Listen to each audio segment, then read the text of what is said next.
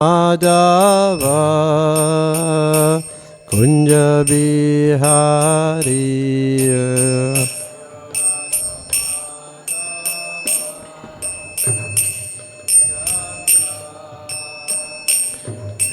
Gopijana Vallabha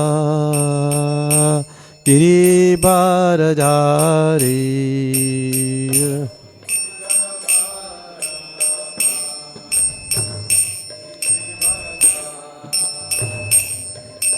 Yashodanandana Brajajana Ranjana Yash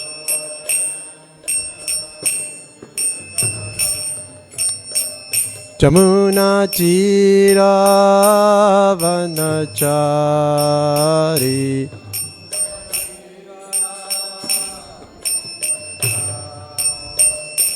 Jaya Radha Madhava Kunja Bihari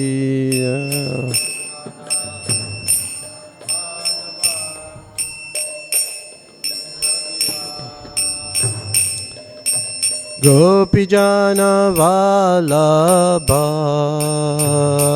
Giribaradhari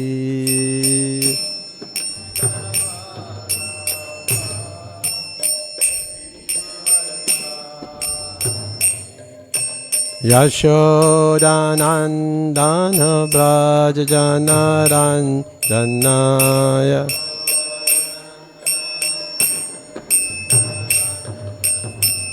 Jamuna Tira Vanachari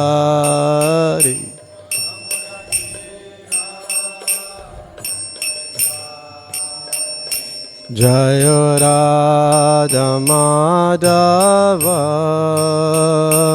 Kunja Bihari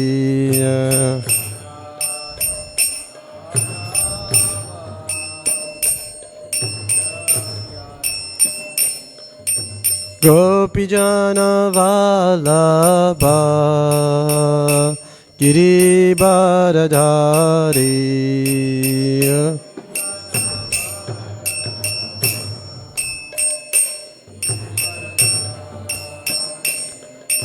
Yashodanandana Brajajana Ranjana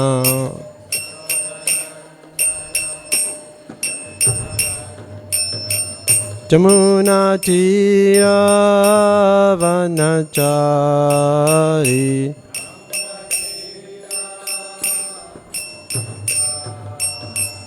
Yamuna Tira Vanachari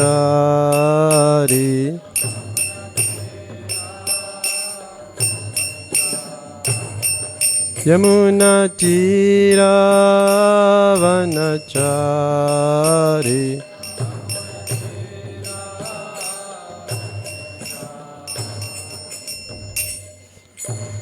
Jam Vishnupad Paramahamsa Pravijacharya Storo Shishmata Divine Grace A.C. Bhaktivedanta Swami Prabhupada Ki Jam Vishnupad Paramahamsa Pravijacharya Storo Shishmata Divine Grace Bhakti Siddhanta Saraswati Goswami Maharaj Prabhupada Ki Anantigoti Vaishnavrinda Ki Nam Acharya Salidas Thakur Ki Prem Sakaho Sri Krishna Chaitanya Prabhu Nityananda Shri Advaita Gadadhar Sivasari Gaur Bhaktavrinda Ki Sisi Radha Krishna Gopa Gopinath Shyam Kun Radhikun Giri Govardhan Ki Vrindavan Navadip Dham Ki Ganga Mai Jamuna Mai Ki Bhakti Devi Tulasi Devi Ki Samaveta Bhaktavrinda Ki Nitai Gaur Premanande.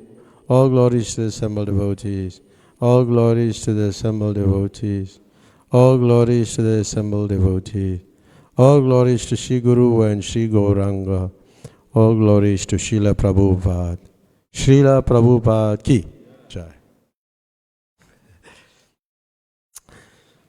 So I have to read from my computer. We don't have the book Transcendental Diary Volume 1, so we have to read it off our computer. So today's chapter is we're dealing with it's Volume 1, And it's January 3rd, 1976. This is in Nellore, Andhra Pradesh. It's quite a lot of pages we have to go through. But I thought that maybe as I speak, and if you have any questions or anything that kind of triggers you, we should discuss it, because in the end we really don't have the time to do that. And also, I will relate it to what's also on the chapter. So, if you have that microphone, you can, pass it around. It's always good to have a discussion on it, on Srila Prabhupada. So in January 3rd, 1976, and I'll paraphrase quite a bit. In 1976, there was Tamal Krishna Maharaj and Harikesh and Harisuri Prabhu. They boarded a train and they were heading to Nellore, a small city in Andhra Pradesh. So Prabhupada was in Madras at that time, so the local devotees, they saw Prabhupada off with a tumultuous, arousing kirtan. And then, actually Prabhupada and all booked a first class train ticket they had. But first class in India, well, good luck. It's a misnomer actually. So, it was, as usual, the train, the compartment was not clean, with a lot of soot and dust and what have you. But still, Srila Prabhupada preferred to travel in the train and not the plane. That's an important point to note. I don't know how many of you have traveled into India in a plane or in a train. It's quite austere. I was traveling one day for 36 hours, just on a train. And it can be quite austere. So the devotees, they carried some fruit and they took some prasadam. So when Tamal Krishna Maharaj went out of the compartment, he shut the door because people want to get in and get Prabhupada's darshan. And in most cases, the Indian people, they will ask for different things from a Swami. It's not necessarily something spiritual, or there's not a transmission of spiritual knowledge. But still, they're very pious. Don't forget that. Because they can do that. It's a very natural thing for them to be attracted to a sadhu. It's very natural. So he shut the door, and somehow, after a while, the door, Harikesh Swami and others were kind of on the outside of the guarding because the train hadn't left. And they were peeking through through a small crevice, like looking at Prabhupada. And as they were looking at Prabhupada, Prabhupada looked at them also. And it's a quality of a sadhu to be polite and to reciprocate. And he reciprocated, despite being busy and all, he reciprocated, as Harisuri report said. But then they were then Prabhupada called them in. He called them in the compartment now. There were 3 of them. And naturally they're getting the association of a pure devotee. But the Western devotees, like Harisuri Prabhu and all, At that time, we're not so experienced, and probably, and not having that understanding that meeting a sadhu means like planting the seed. Irrespective whether they waste his time or whatever the situation is. So they, as usual, they asked for blessings. So Prabhupada asked, what blessing you want? Because sometimes, people say, pray for me. I heard Giriraj Maharaj often say, but what do you want me to pray for? So it's then the one person caught his knee and said he has a pain in the knee. So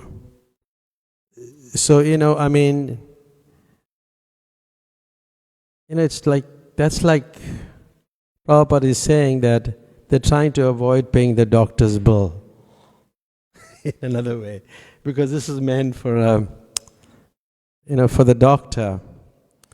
So Prabhupada, said about, he came to the point, he said, if you want my blessings, then you have to be like these boys, all shaven up, clean shaven, in a dhoti kurta, and they chanting the Hare Krishna mantra. So immediately the person interjected and said, well, Swami ji, we are householders, we're not sannyasis, this is not possible. So this type of Swami, if you want blessing, is called Ashirvad. You know what Ashirvad means? Blessings. Blessing Swami or blessing Maharaj. So this is how people are just looking for blessings, and it's they have material problems. Like even Bhakti Chaitanya Maharaj was once mentioning that lots of people come and say, to pray for them because they have like pain or something, or a headache or something. Said, what I really do? I take a dispirin or something like that.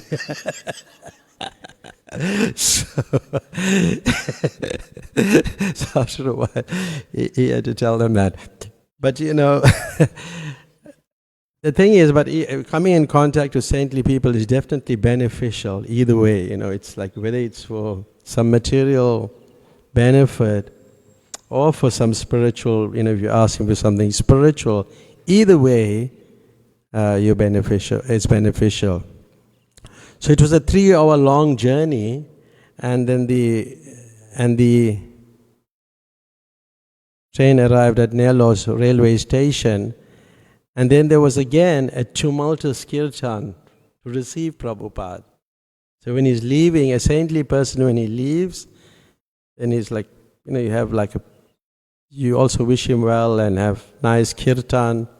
Well, kirtan is always nice, because kirtan means glorification of Krishna. It's always nice.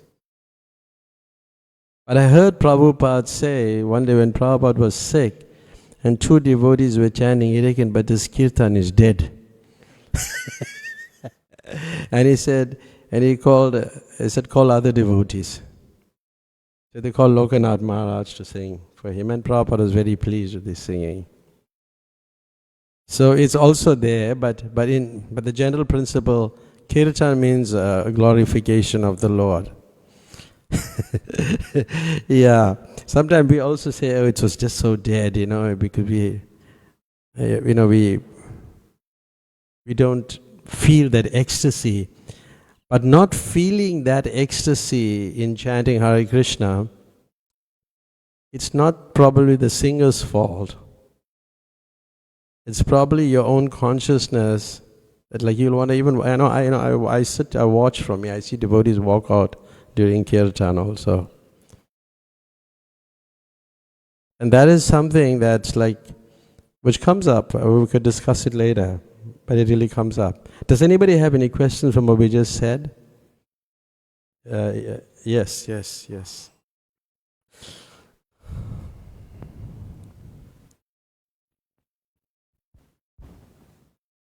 the Guru Maharaj was explaining how we should serve in a kirtan. We shouldn't try to, or even when we chant the holy names, not in kirtan, even in japa, we shouldn't try to enjoy the holy names. We should understand we're just servants of the holy names. And in a kirtan as well, we should think, how can I serve the kirtan, not how can I lord it over the kirtan and enjoy the kirtan. Yeah, that's a really good point. Thank you for that. Yes, thank you, Ganga, for that very wonderful point. Yes, that's the consciousness you should be in. It's a service that you are rendering, and it's, you see, the chanting is for the pleasure of the deities. We're going to please Krishna, because the whole idea is to please Krishna. Then we'll be successful. There was once, there was a devotee called Haridas, and Haridas was quite a devotee. We spoke about him the other day in one of our classes. But he was once with Prabhupada, and then there was, it was in Bombay, and Giriraj Maharaj and all had to go to a funeral. So there was practically no devotees in the temple except him. And then, it was towards the afternoon or the evening, and the arti was going on. But Srila Prabhupada couldn't hear any kirtan, he couldn't hear the chanting. And then he asked him, so what's happened? So he conjectured, or he thought, he speculated that the devotee's gone out to collect. And Prabhupada took it like, well, that may be true. But the devotees were gone out on an important mission to go for a funeral, because the person was a life member and was very supported Prabhupada a lot. But Prabhupada was not pleased that the kirtan was not going on. And then he commented, he said, there's more to it, but just paraphrasing it. He said that, to be successful, we have to please, we have to dance before the deities. Like you'll dance before the deities. Some people think that we kind of off or something, but the thing is, we meant to dance before the deities. He said that was not his idea. His idea was not to just go out and collect. That's not. If you just go out and do collection, bring a lot of money, doesn't mean that you're a very advanced devotee. The idea is to please Krishna. That's the focus. That's the main thing. We have to please Krishna. And so he was not pleased. And then he commented, he said that they had so much difficulty in Bombay themselves in getting the land. Those people, the opposition were very powerful. The new people in the government, they were so well connected, they could do anything. But why were we successful? We were successful because we were doing kirtan, we were doing it for the pleasure of Krishna. So the main process is to come even in the evening to chant with the deities. Sometimes we ourselves are not here. We may have gone to do some programs, but still some of us should always be present to chant in the presence of the deities. Then you'll be successful. And when he went to the West, went to America, and he was chanting under Thompson Square Park or under the tree, he was not chanting to get a following. So a lot of people have this idea. That was not the reason. The reason was to please Krishna. And when Krishna is pleased, then things work. Is it okay? Thank you for that, yeah. So, yes.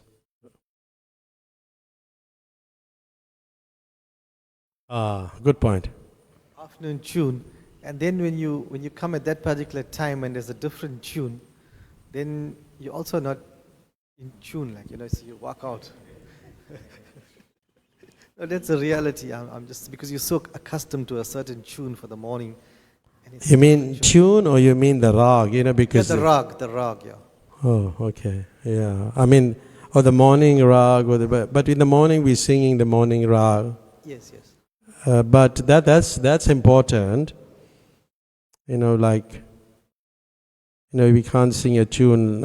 When Krishna is like coming in the evening with after herding the cows, and we're singing the morning rag. That don't sound right, because it's the evening. So it's like that. So that's there. But there's another aspect to it. We may not be worried about the rag or the rag itself, but we more concerned of hearing certain people sing in particular tunes. That's the point, isn't it? So that is a defect itself, because in the Madhurya Kadambini it's mentioned under ruchi, under taste. In taste. And sometimes devotees push themselves to sing. Actually, that's not the process. You must be asked to sing. Like once I was in Johannesburg and I was chanting. We were in an ecstasy, just running and chanting, and one devotee came and pulled the mic away to sing.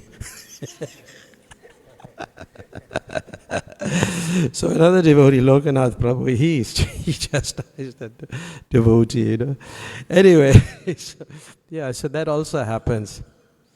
So in the Madhurya Kadambini, it's explained that ruchi, see, it's for an advanced devotee, he just hears the holy name, and he's attracted to the holy name, and if it's accompanied by good instruments. But a neophyte devotee is attracted to the instruments, and he relishes it, on that level. If there's no harmonium playing, if there's no mridanga and this and that, so he's not really relishing it. So there is a slight impurity in the person's heart. That's how it is, isn't it? Sometimes you'd say, hey, change the tune, sing like this and do this, and actually that's not required. I've been chanting for a long time myself, but I'm not attached to musicians. But it's not bad if they do it nicely for the pleasure of the Lord. But still, we must be attracted to the mantra. So to consider, that's a good point, Prabhu. Yes, that is a good point. Yeah. Okay, so then there was a tumultuous kirtan, and then lots of people were receiving Prabhupada, and they were standing in a queue, and there were garlands, and they were putting garlands on him, like maybe 60, 70 people. And the garlands were coming right to the top.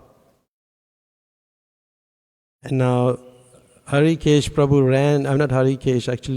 Harisori Prabhu ran to take them off. But he also had the luggage. So he forgot about the luggage, now he's worried about the garlands.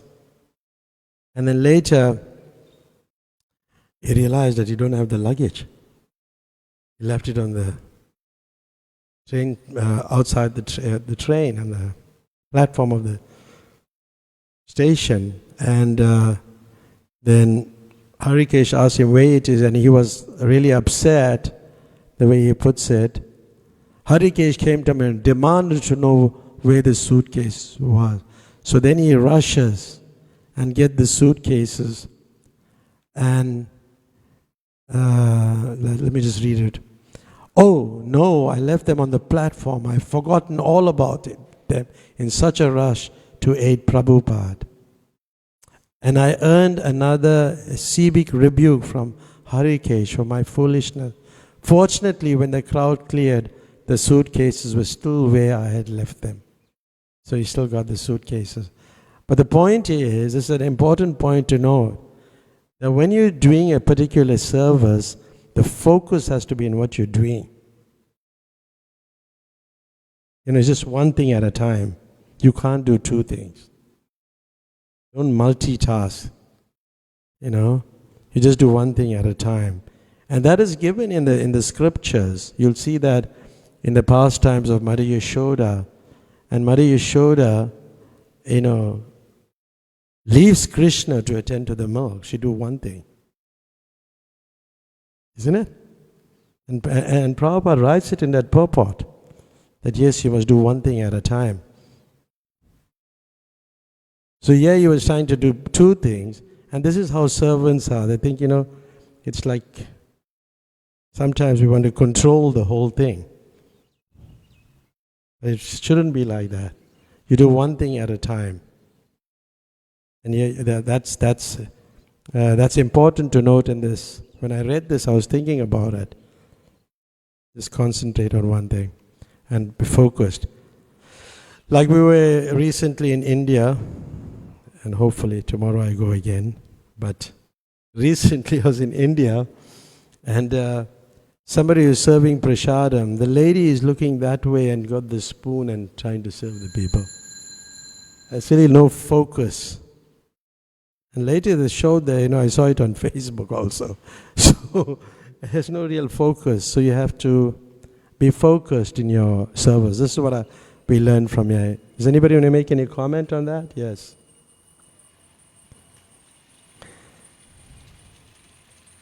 Jisi Raghunath ki. Jai.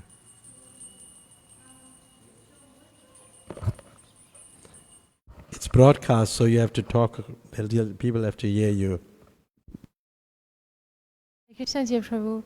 So my question is, there's sometimes a conflict where although you have to focus on one thing, there's an element of control, but to avoid further, disaster, there is an instance of multitasking. Like with the case of Hari Sari Prabhu, he had the duty of the suitcases, but as Srila Prabhupada's servant, he could see that the garlands needed to be removed.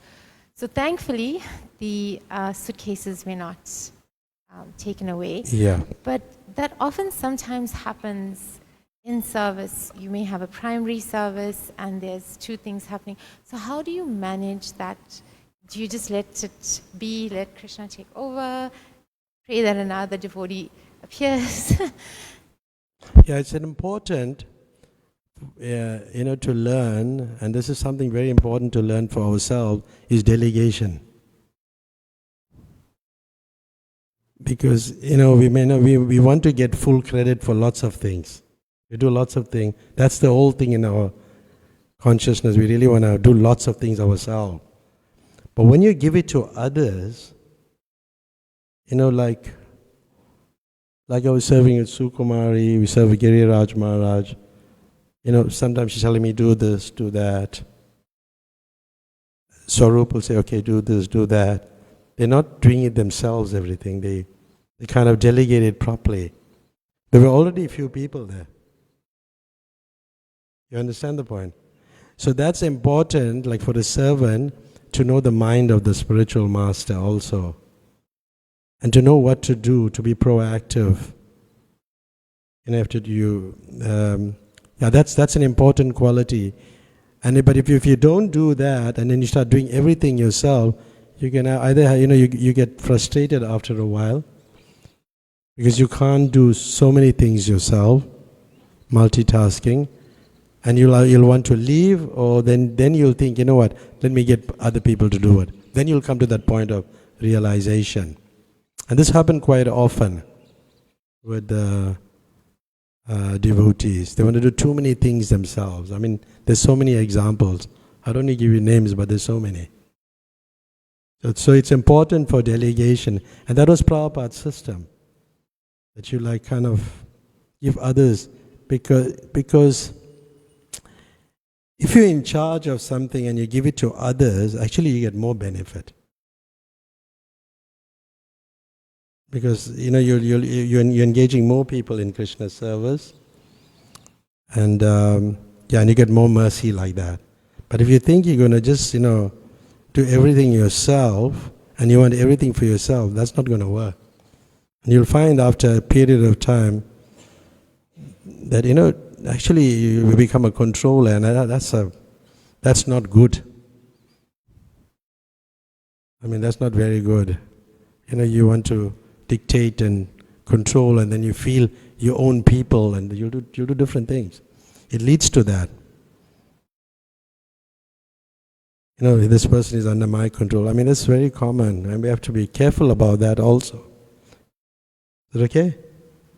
Yeah, proper delegation is important. You're going to do 20 things for the spiritual master. There's this, and this. There's a list of things to do. Then, just delegate it to different people, and it'll be done. Yeah.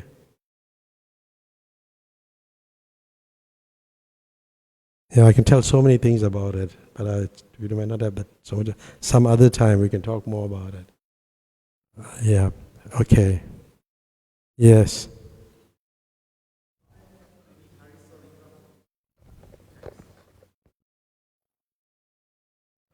Hare Krishna. So the one devotee asked Hari Sori Prabhu a similar question, and also about how did they manage to stay awake, because there were so many things.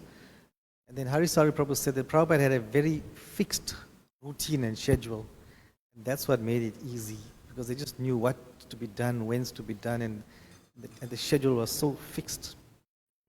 Yeah, but when you're dealing, in this situation, when you're dealing with people crowding Prabhupada, they want his association.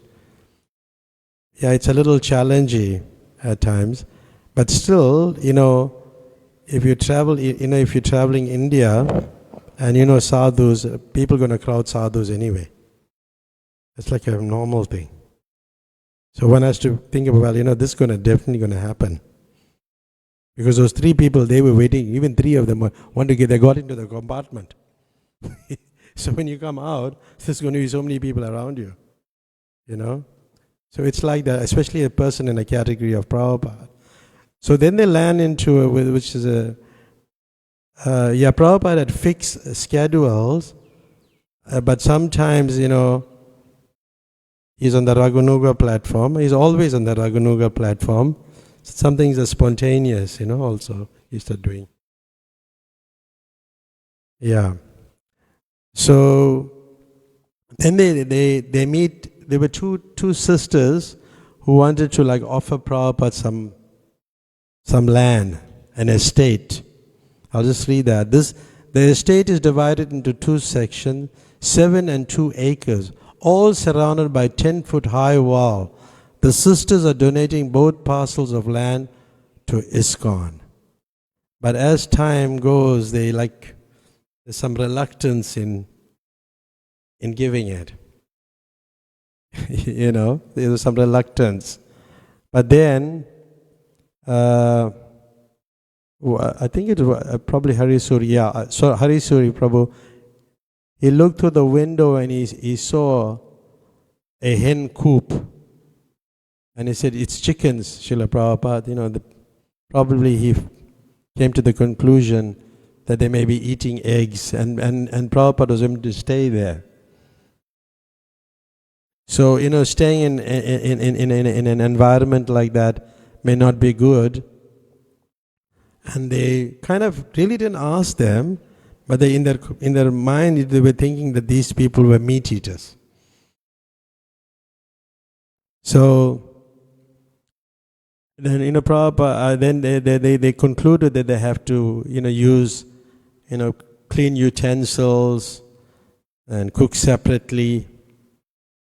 But that's a long there's quite a discussion on that. But then Prabhupada said nicely, he said, we are guests, he said, so we should deal with them politely. So if you're a guest, you kind of, because sometimes when you're going to people's homes, and if you don't participate in what they're doing, especially in terms of eating, then they kind of look at you differently, isn't it? You have a problem, And but you have to be polite, as Prabhupada. Although he knew the situation, but he was very, very polite. Then they were looking into the paperwork, for the land. And they really, didn't have it together. And I'll read what they said here. Prabhupada asked Mahamsa Swami for the deed of gift of land, but it wasn't available. Mahamsa thought it was with Gopal Krishna, and Gopal thought it was with Mahamsa, had it. Prabhupada was a little annoyed at their incompetence. He instructed them to bring the deed as soon as possible so that he could check it. So sometimes we say, oh, he said, and he said, and he said, he's doing it, and the other person is doing it, and in the end, nobody is doing it. So that entire level of incompetence that Prabhupada was annoyed with. It's always important, you can read, many, like this is Hari Sori Prabhu's diary, and there are many other people, other devotees who wrote about Prabhupada. But how to reconcile this thing is important. The reconciliation of how you apply it, when and how, that's important. Anyway, Prabhupada was annoyed. Then, moving on, there was some report on book distribution. And book distribution is important, and that really inspires Prabhupada when books are going out. He feels great pleasure, and they were reading different reports, and there were competition amongst devotees, to distribute more. That's not bad, because the whole idea is to please Srila Prabhupada. That is the whole focus was. And there were competition amongst them. And one man, he read some of the books, and he was very inspired, and he wrote Prabhupada appreciating them, books. But he was very cleverly, he says, he didn't have money to even pay for the postage. So he was indirectly requesting for the Bhagavatam as a gift from Prabhupada. But anyway, it was good that he read the books, and he was inspired by it. And Prabhupada was very tactfully, he said, you can get some other people to, help you to buy it. Very tactfully said yes. He appreciated it. Best thing you ask somebody else to buy it. And then there was some, lack of cooperation. Anyway, going back to the books, book distribution. You'll all have nice, I'm sure you have lots of inspiring stories to say. But how do you feel when you just give the book? See, she does it very well, Ganga. She just puts it in her hand and just in a very loving way and running around. We were just talking about it last night and giving Srila Prabhupada's books. Actually, he'll be very, very pleased with you. Yeah, just to distribute his books. Very, very pleased. Yeah, so it's such a wonderful thing. And as we hear in our society, books are the basis. Yeah, books are the basis. And what else? Oh, purity is the force. And what else? Preaching is the essence. And one more? Utility. Utility is the principle. But this is not actually Prabhupada's words. This is from a Chinese scroll. Because quite often devotees quote, this is Prabhupada's word. But anyway, then there is some conflict, so the lack of cooperation between devotees, between Trivikram Maharaj and Guru Kripa Swami. So Guru Kripa Swami had done a lot for Srila Prabhupada. A lot of book distribution, a lot of collections. He helped, in the Krishna Balaram temple in India. And And there was some differences of opinion, but they were meant to discuss it. Like March it'll be coming up, and then they have the GBC meetings. And cooperation, what is your definition of cooperation? What is your definition of cooperation?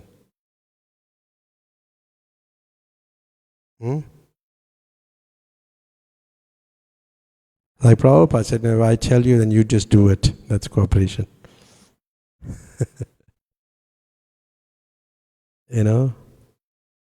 That's cooperation. Yeah. And then there was some discussion on the moon landing, and Prabhupada was saying how, anyway, he didn't appreciate it because they just went and got some dust, which you can get anyway around. Come down from the moon, if they went there. But the Bhagavatam says differently, and Vyasadeva, is the correct authority. And therefore Prabhupada said, just study Srimad Bhagavatam carefully, with faith in Krishna and Guru, and all knowledge will be revealed. So if we have faith in the spiritual master, then all knowledge will be revealed. Even if the spiritual master is not on that highest level of Uttama Adhikari, even then, he will help you. It works mystically and with the mercy of Krishna. Yeah. So then, they were appreciating Prabhupada's contribution to the world, especially in terms of his book distribution. Anybody in a comment on anything on book distribution? Okay. So it's best to go out and just give out this book, sell them to people, on a one-on-one. And you have nice exchanges, right? We had such wonderful exchange. Like once, Krishna Chaitanya, there's many, I'll just tell this one was quite interesting, was that he was preaching to somebody, and he likes preaching. He was just preaching to somebody in Namibia, and there was another person who was hearing him, somebody else.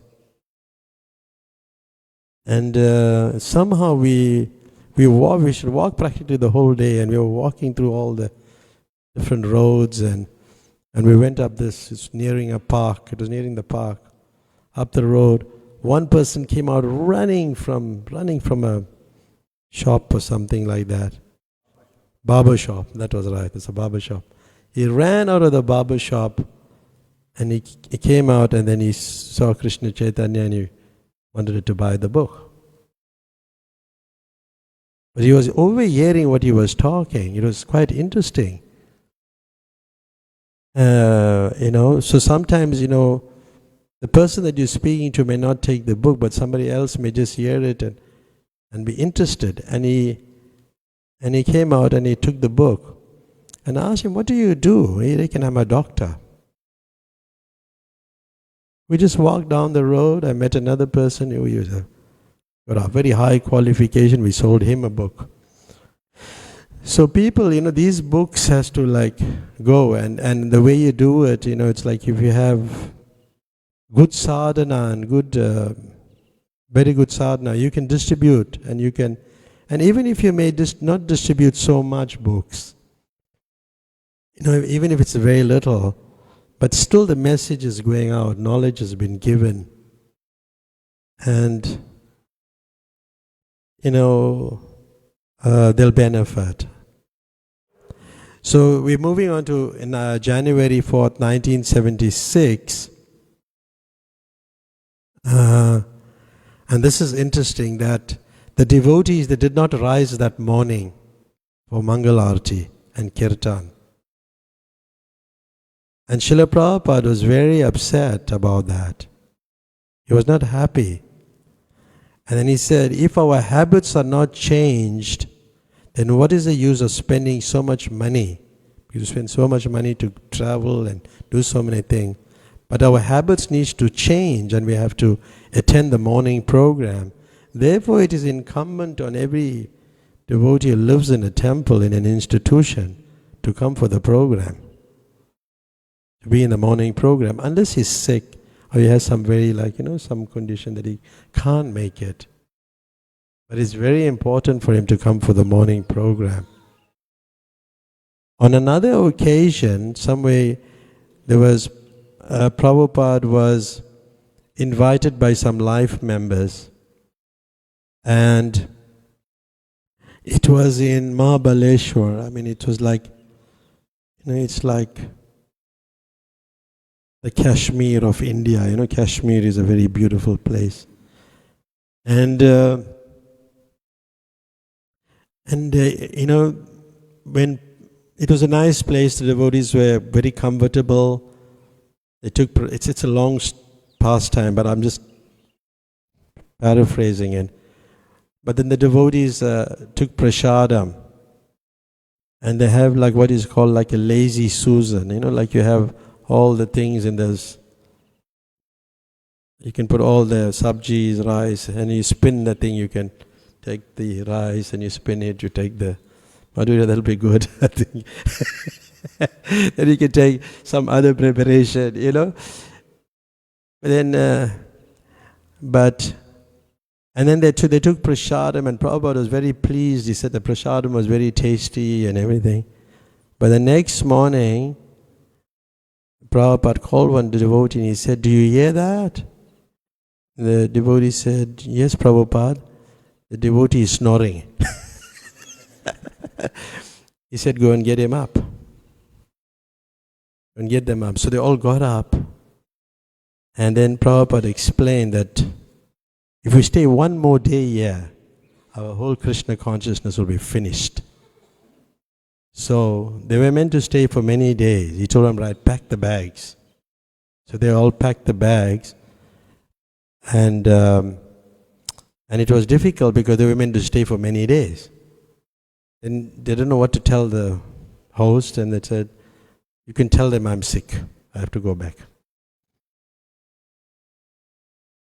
And they left. So you can see that, but he commented the reason why they couldn't get up is because the ladies were serving, and it was not suchi, it was done with unclean hands. And everybody was taking, preparations on their own. It was not clean. So they couldn't get up. So you can see these are like very subtle things. We have to be very conscious about this. And therefore, whatever Prabhupada said, he said so many things, we have to take it seriously. And then there's a discussion. Does anybody want to ask anything? Because it's like 25 past. Anybody want to ask any comment on anything, what I said? Ashwin? Okay, he's a very intelligent boy, this Ashwin also. Hey, nice. Yeah. So then they get into a discussion of independence. And I'll just read this. As Prabhupada's requests, Tamal fooled us on the details of their talk. In no way can anyone say that they are independent. Tamal reiterated. There is no possibility. At every moment one is dependent. And if anyone says they aren't, they are simply foolish rascals. We have to challenge everyone in the world on this point. You cannot be independent, he continued. Politicians like Indira Gandhi, think they are independent. But Prabhupada was saying, and Prabhupada is speaking about a Mujibur Rahman who was fighting for the independence of Bangladesh. But when the soldiers came, they killed every single family member. Everybody was killed. And he thought he was independent. He thought, he can make his country independent. But in an hour, all were wiped away. So really, even, then Prabhupada quotes about different politicians like Napoleon. Heard of Napoleon, right? Napoleon, French, was it French? Napoleon Bonaparte or something. Napoleon, Mussolini, Italian, I think. Yeah. And he speaks about Gandhi, also was killed. Although he was trying to do good for the world, for his country, but he was killed. But what they were fighting for? Independence. So where is the independence? And then Prabhupada goes on to explain, suppose within the prison walls, if you want to do things independently, is it possible? You will be put into further suffering as soon as you violate rules and regulations of the jail. Just like they are independently trying to avoid pregnancy, and the same man who has killed his own child or some mother is being killed within the womb. So when you find this, things happen, when the child dies prematurely or, before birth and things like that. Because this, you're just getting a reaction. You're involved in abortion, and it's very, very bad. It's not good at all. And they talk about contraceptives, and the last time we were speaking, it's now changed to a pill. You can take a pill, right, and not become, because, and Prabhupada said, because they want to have enjoyment openly. So if you have contraceptives, it's not like that. But if you have a pill, it's okay. So it's like, it's the enjoyment is more.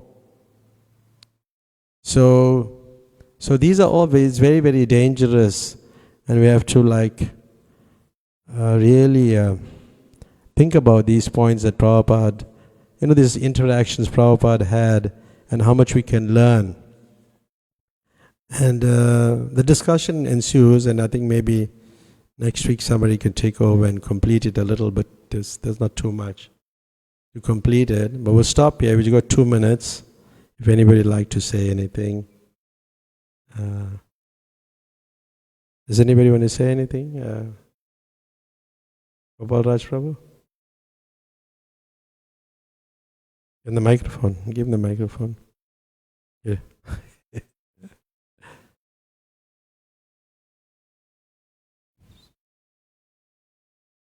Okay. No, you don't have to. Yeah.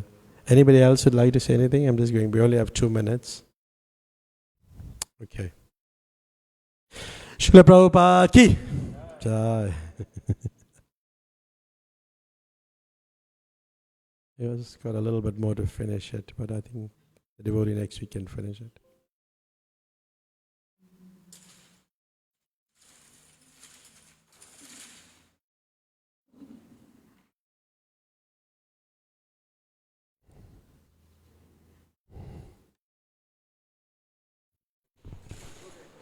Mm.